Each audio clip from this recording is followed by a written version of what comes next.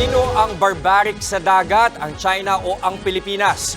Diyan umikot ang sagutan ng isang dating Chinese colonel at ni Philippine Coast Guard Commodore Tarriela sa Global Forum tungkol sa South China Sea. Nasa frontline ng balitang yan si Camille Samonte.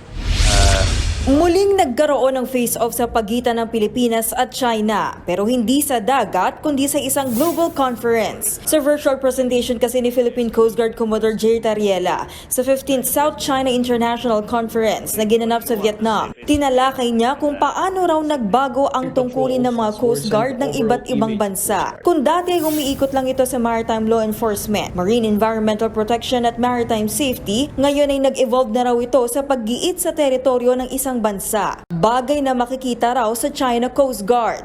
This situation is further complicated by the establishment and utilization of the China Coast Guard.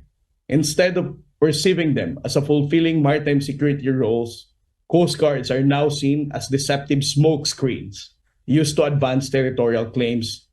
Dagdag pa ni Tarriela, lalo pang pinalala ng inaasal ng China Coast Guard ang imahe ng Coast Guard organizations. Rather than being seen as a potential de-escalation approach, the China Coast Guard actions have raised concerns that Coast Guard competitions could escalate conflicts in the South China Sea.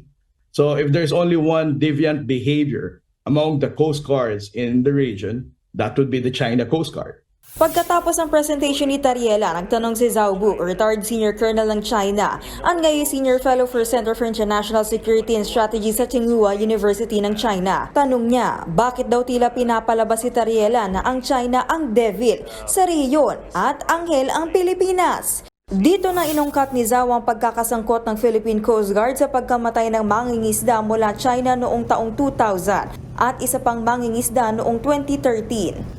Why were you so barbaric to kill Chinese fishermen? Sagot dito ni Tarriela, diplomatically settled na ang mga isyong binanggit ni Professor Zhao. May buwelta rin siya sa paglalarawan sa PCG bilang barbaric. Thank you for using the word barbaric. You keep on mentioning the word barbarism. But as I said, we abide with international rules-based order.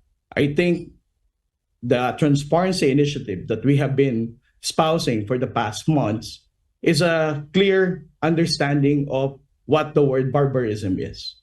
Because Vietnam, Malaysia, Indonesia, and Philippines will always abide with the international rules-based order.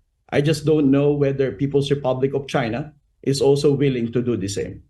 Sa isang social media post, sila nagpahaging pa si Tarriela. Sabi niya, ang modern barbarians daw ay yung mga naniniwala na ang domination o paghahari sa mundo ay madadaan sa puwersa at kapangyarihan, lalo na kapag nakikitungo sa mga mas maliliit at mahinang bansa. Ang mga barbarian daw na ito ay pinipiling hindi sundin ng rules-based order at sa halip ay gumagamit ng intimidation at aggression. Nagbabalita mula sa Frontline, Camille Samonte, News 5. Mga kapatid, Julius Babaw po. Huwag maging huli at maging una sa lahat ng balitaan.